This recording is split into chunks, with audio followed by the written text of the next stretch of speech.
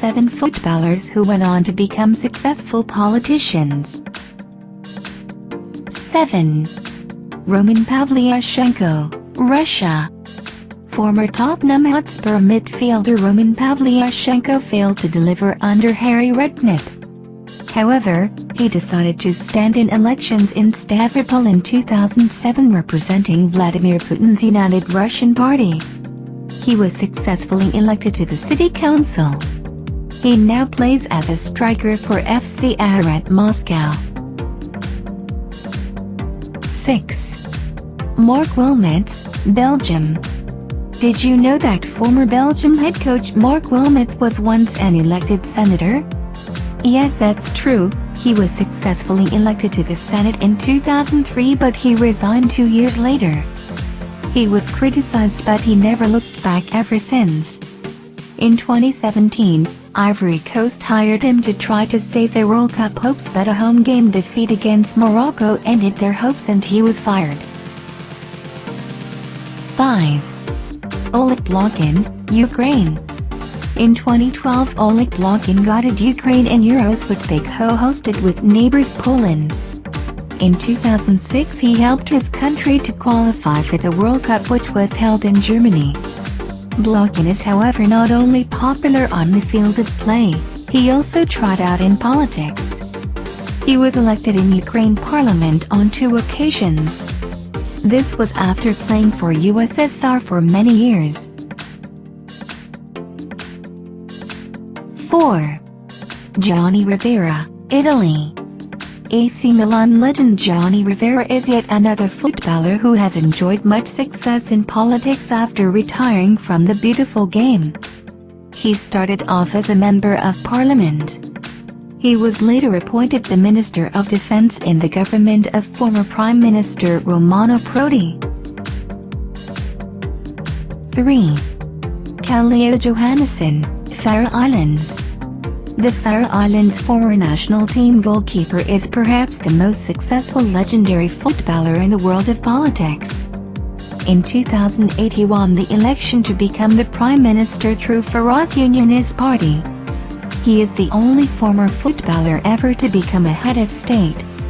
He lost the re-election bid in 2015, but at only the age of 54, he will definitely get another chance to get back to power in the Faroe Islands. 2. Romario, Brazil. You will probably take the whole day if you start mentioning the honors Romario collected in his 24-year career for club and country. It is, however, important to mention that he was on the team that won FIFA World Cup in 1994. He also won FIFA World Player of the Year in the same year. He played for Barcelona in La Liga, PSV in Holland and Valencia also in Spain, among other many clubs. In 2007 he scored his 1000th goal, which happened to be a penalty against Sports Recife, that time playing for Vasco da Gama. It is only a few footballers like Pelé and Puskas who has achieved the same. Since his retirement in 2009, he ventured into politics and was elected federal deputy in Rio de Janeiro. He garnered a record number of votes in that election and had this to say after the victory. "I'm still learning the trade," said Romario. "I'm not a full politician, but I was the best in my profession and was always under pressure." In 2014, Romario indicated his intention to run for Senate. He went to win the Rio de Janeiro with a record 63.4% of the votes, a phenomenal 4.5 million in number. He is a force in the football mad nation and he just might be the next president of Brazil. 1. George Weah, Liberia. The only African footballer ever to win the coveted Ballon d'Or award, George Weah has been in politics since his retirement from football. He lifted trophies with Monaco, PSG, AC Milan, and Chelsea.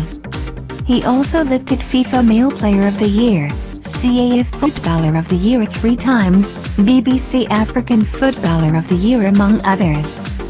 He is the most decorated African player of all time. In 2005 he stood against current President Ellen Johnson Sirleaf but lost in the second round despite winning marginally in the first round.